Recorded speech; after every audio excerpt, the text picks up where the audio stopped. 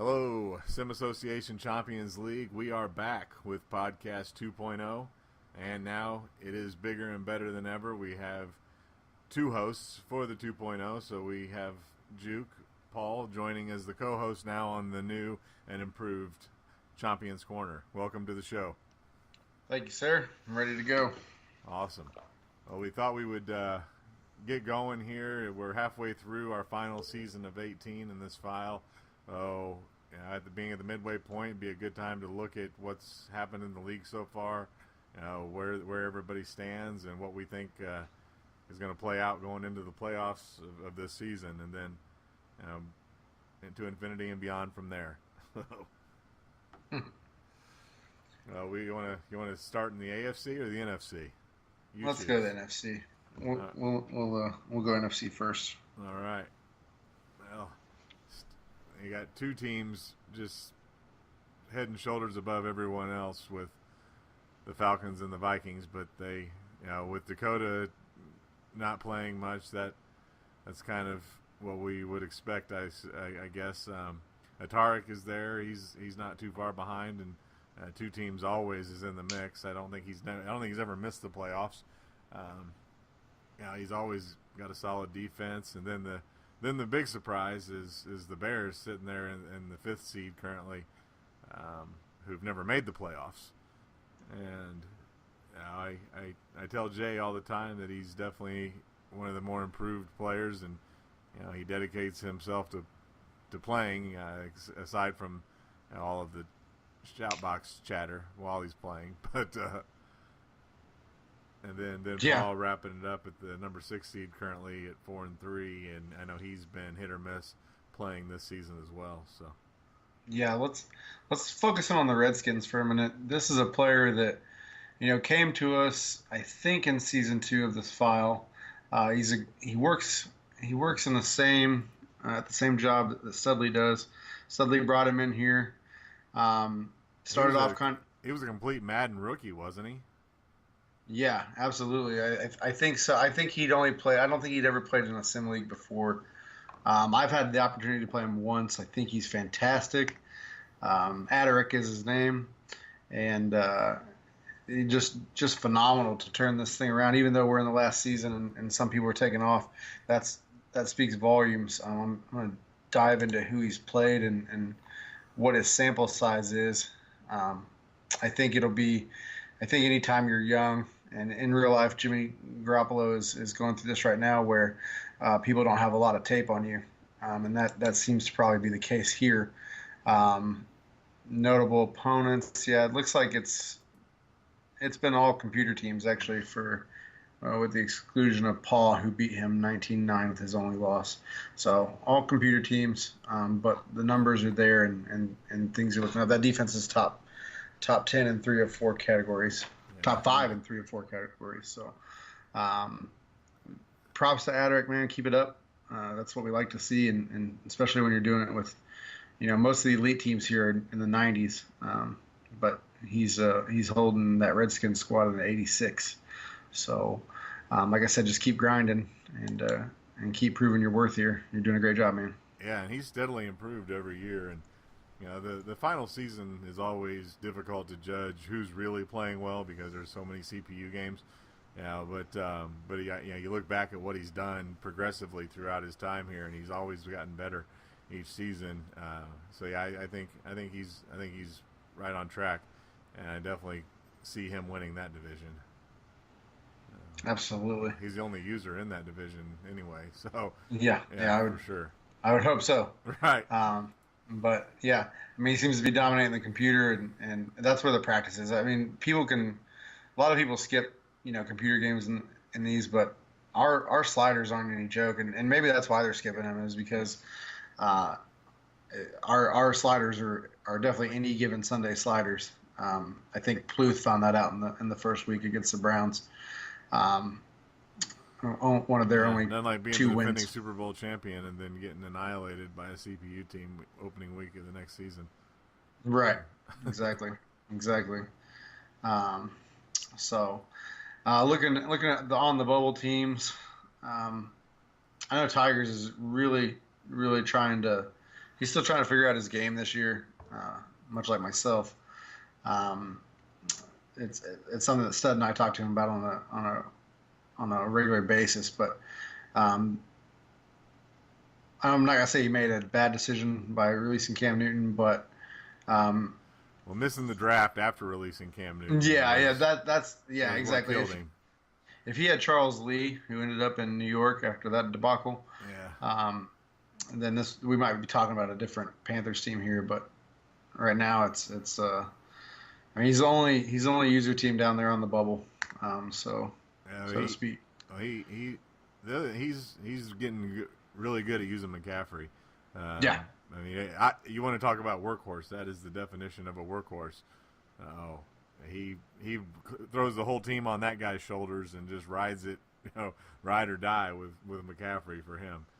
Absolutely, those highlight videos. I was watching them. Actually, I think one of the best runs I've seen all year. No offense, but smoked your team with a couple of spin moves and took it to the house on this latest. I noticed that I only made it on the opposite end of the highlight reel.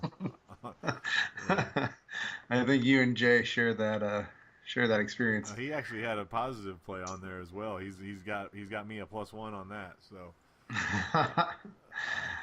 All right. Well, there. So. Yeah. I mean, last thing I'm gonna say about the NFC is that Tigers he has an uphill battle with those 6 teams that are in the playoffs currently. If the season today, he obviously wouldn't be there, but even to get into that dance is going to be hard. The NFC's been tough this year. Yeah, the only one I could see falling out that he could sneak in. Well, I mean, Paul, because he's not playing all of his games, and then Jay, and as improved as he is, a lot of his wins are coming against the computer, and props to him for learning how to beat the computer, because that was something he wasn't able to do until this season. So, but most of them are still close games, and he's got some tough user games coming up the second half. So if Tigers can put a winning streak together, I could see him sneaking into the 5 or 6 spot and one of those guys falling out.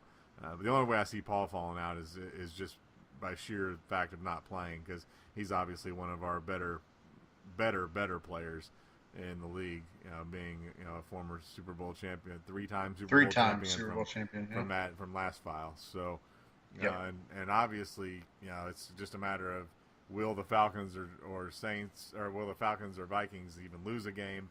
I don't know that they play each other before the playoffs, but that'll just be a battle for number 1 and number 2 seed for when they eventually they do not meet. Play each other. Yeah, so I mean, anything could happen, and I could definitely see 2 teams possibly jumping in there and and throwing a wrench in somebody's system, and Adric too. I mean, especially playing up if he matches up against Studley in the playoffs. If that comes to pass, then there's a lot of personal stuff riding on that. It's just like rivalry games. It doesn't really matter what the records are coming in or what the talent levels on the teams. It's always going to be a battle. So that could be interesting. But I definitely I see chalk here, with Falcons and Vikings playing in the championship game. Right on. Yeah, I mean, I could definitely see Stud winning out. If he gets past Glenn, which is no easy task, it could be an undefeated season for him. It really could. Neil's hanging down there towards the bottom of his schedule in Week 16, but and that'll be a hungry Ravens team. They're 5-2. Well, and Neil loves nothing more than to play spoiler. He's knocked me out of the playoffs at the end of the season a couple times. Yep. Yep. All right, let's move to the AFC. All right. Who are those Colts? What are they doing up there? Weird. That is weird. It's been a pleasure. It's been a pleasure watching them this season. Deep diving into their schedule. They've played some. I think you have played. Some pretty good users. I mean, you beat Glenn. That one was a nail biter. Yeah, it came down to the very last play. Then you've got the quote unquote redemption game after Chaps schooled you last it was last season or the season Yeah, before last that? season. Yeah, last Last season he season. whooped Yep. me. And then I and tried like crazy to make a comeback, and I ended up making it closer than it really was in the game last season. But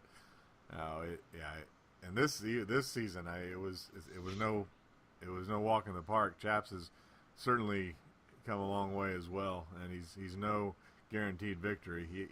He plays defense like crazy. If that guy gets a quarterback, watch out, because I think Davis Webb right now is the best quarterback that he's had, in this file. And yeah, I mean, like I said, if that guy ever gets somebody that can throw the ball to his own team consistently, then watch out.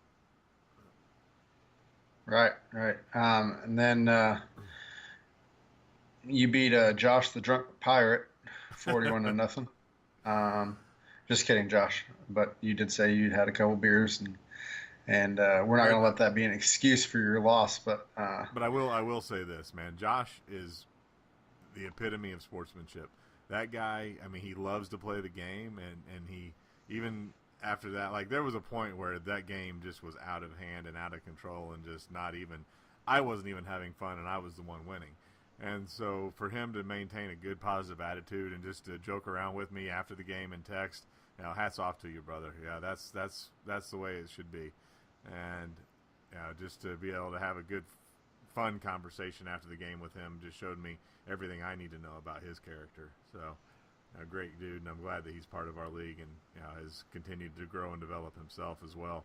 I think his big problem early on was he just had horrible internet, and he could, playing him was like playing on, I kept waiting for the dial-up sounds to kick off in the background because there was nothing but lag, and it obviously affected him even more. And it just, once he got his internet changed, he's been a solid player and a solid contender, and always in the fight. So yeah, I was very surprised that game went the way it did.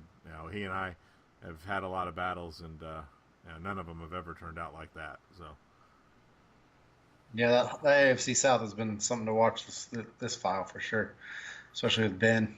Um, Ben checked in with me a couple days ago. He's doing good. He's excited for 19, as we all are, I think.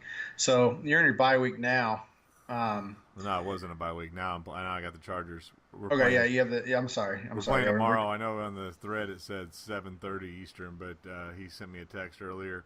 He's got to work a little later, so it'll probably end up being around 9:30, 10 o'clock start time Eastern tomorrow night. So I'm really looking forward to that challenge to see.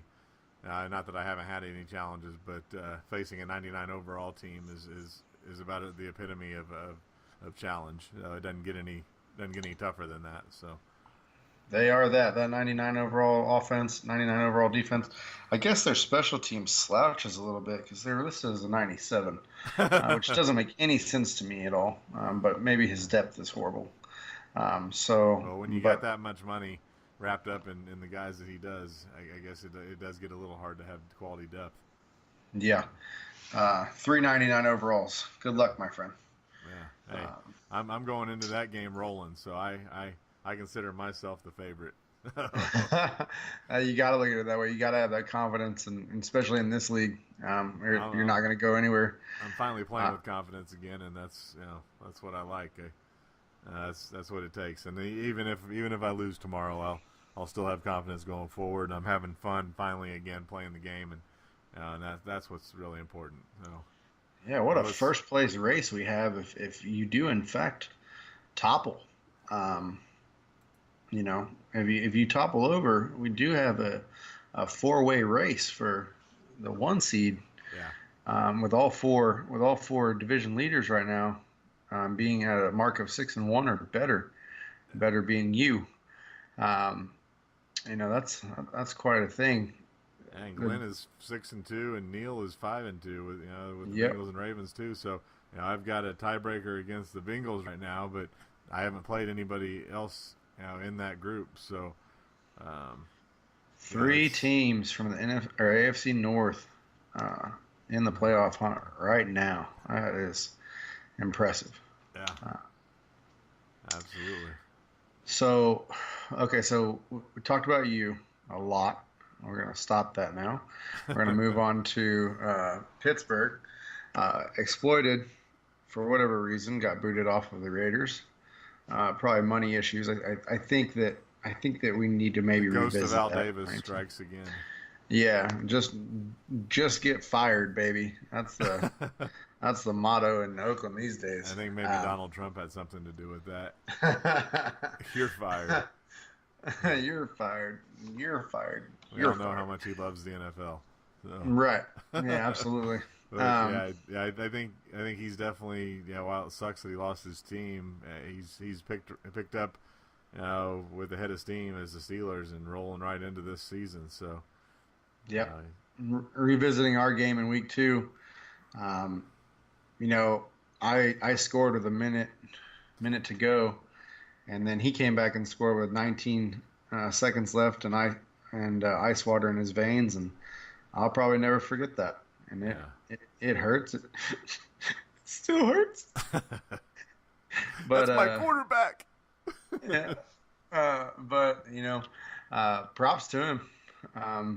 The guy has a busy life, and somehow he maintains to still be successful in this league. And he's got a ton of kids, and he DJs and plays in this league. And props to his wife too. She takes it all in stride. So, but yeah. Anyway, moving on to the return of, and I hate to say this, but the return of the imp. Return of the king of the AFC East, at least this file. He torched me last week, and I don't have any excuses. He just outplayed me, as he has for most of this file.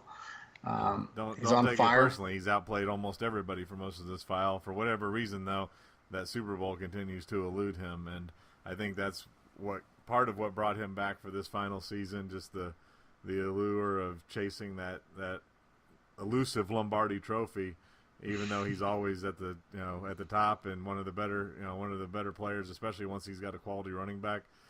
He always builds a insane offensive line, and then the man I affectionately know is Imp, because as I'm doing the schedule, I always just type the first 3 letters of everybody's name, and his are IMP. So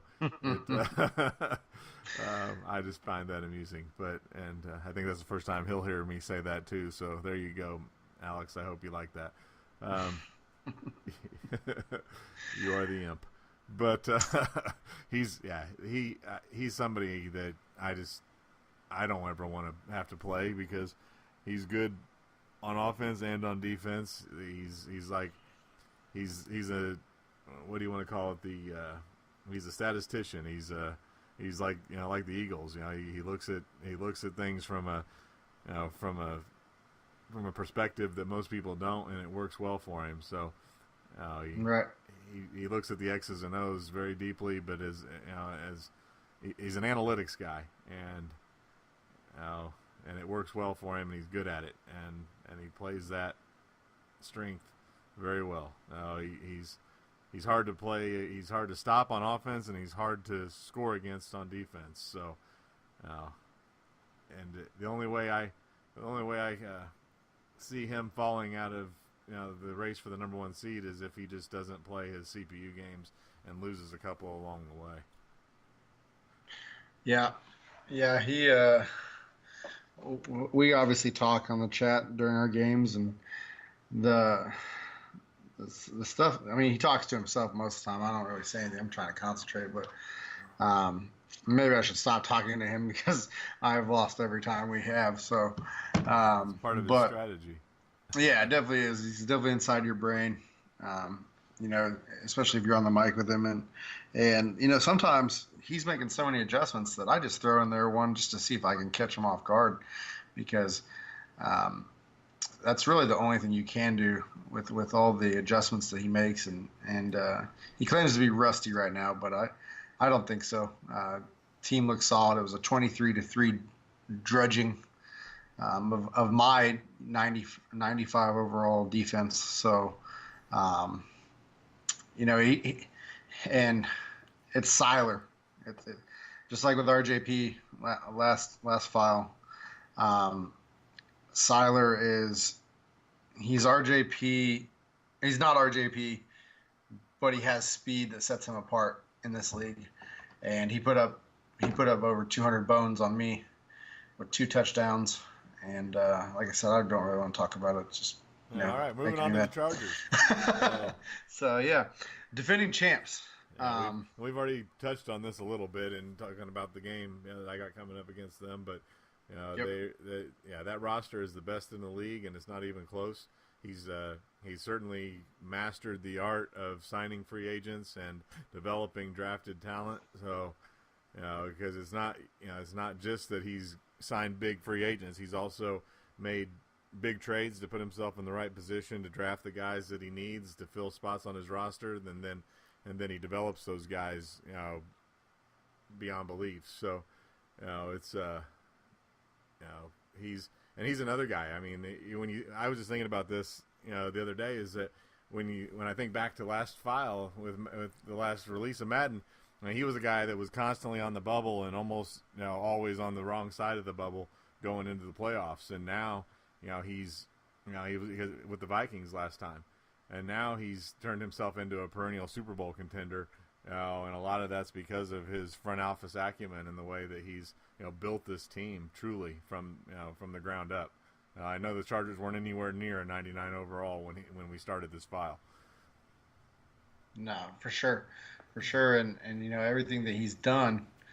Um, you know, I'm just looking at these top players. You got Miles Lowe, probably the best corner in the game for sure right now. Joey Bosa is definitely the best defensive lineman in the AFC at least. I know we'll Vic Beasley might have something to say about that. Yeah, exactly, and that's why I was trading lightly there. Only because Stan the Man is an outside linebacker and not a D end. So correct. Yeah. And then you have Tyron Smith, and Tyron Smith is left tackle, correct? Yeah, he is. Yes. From the So Cowboys. yeah, he's definitely protecting that blind side of Gradkowski, and he's doing it well. I just don't know how he's got Big Stan coming up now, so we'll see what happens. But yeah, Big Stan's on the other side, so Stan, like I said, I had to move him to the other side to face right tackles. His left tackles are too close to a playground. So and then you have this kid, Ish Holmes. Looks like he was drafted in our first draft, I think, and he's got him up to a 96. It's just incredible the way he's been able to build this team. And then Xavier Rice is an absolute matchup nightmare.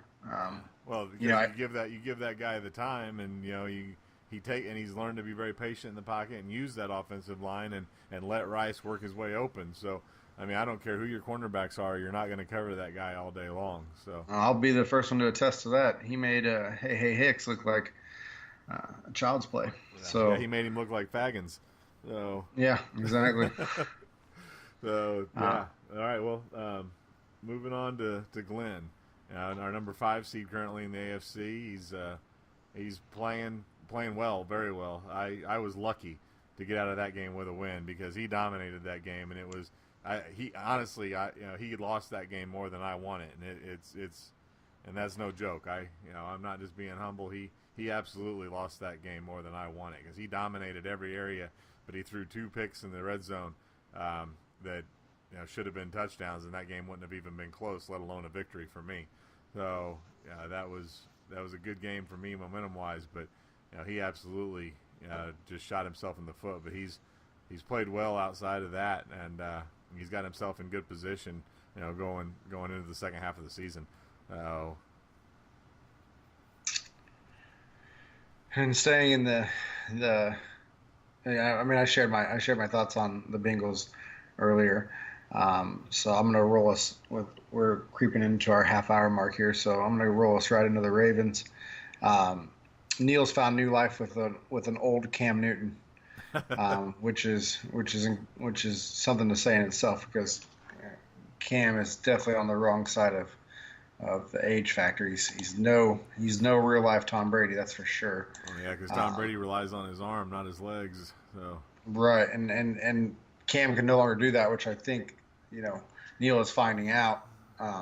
Speed 77, acceleration 81.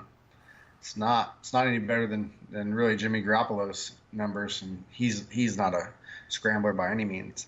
But he's still pretty accurate. Short accuracy is 88, medium accuracy is 83, deep accuracy is 83. So he's still got something to be desired. He's an 85 overall, and Neil's just balling with him. He's doing what I didn't think that Imperfect played very well with Cam, and we all know the love-hate relationship that he had in Carolina when he was with Tigers there. But Neil seems to be using him in the right ways and has him sitting in that 6th seed. Yeah. He's in top 5 in passing yards in the league, and right there at number 4. And he's doing it with let's see, what's his roster look like? He's an 80 overall, so definitely at the lower end of the spectrum of roster in the league right now, and he's plugging, because Neil's just a great scheme guy. He just plays, and he doesn't stop. He plays for the entirety of the game, and you better put him away, because he'll keep clawing and scratching, and don't let him get a lead, because he will hold it. But he's good at running the ball. He's good at throwing the ball and picking the right situations. So yeah, I'd like to see Neil make the playoffs again and make some noise, because he was our very first Super Bowl champion and in our very first season, and I'd like to see. No, he lost to Paul. Oh, you're right.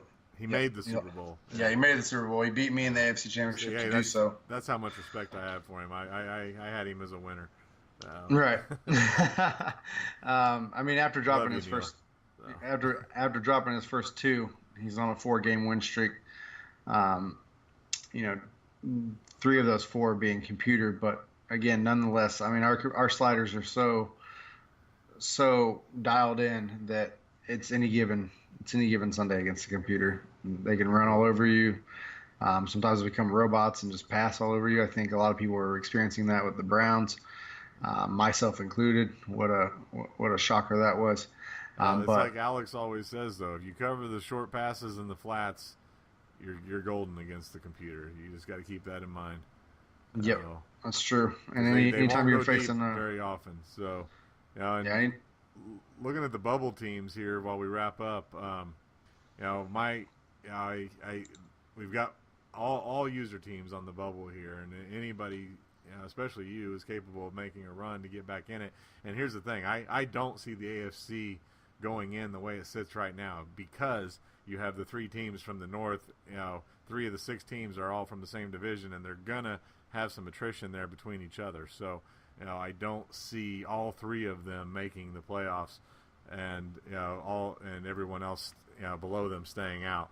Especially with Josh just a game behind, and then the Chiefs and the Broncos just 2 games behind, as well as you at 2 games behind. So we all know that you're capable of making that run, and Josh is no stranger to the playoffs anymore, and he's hungry to get back there and make some noise too. So, and then you've got the 2 guys that haven't made the playoffs that are on the bubble there that would love nothing more than to shock the world and step into that spotlight. So, game of the week junior this week is going to be Aderick versus Josh.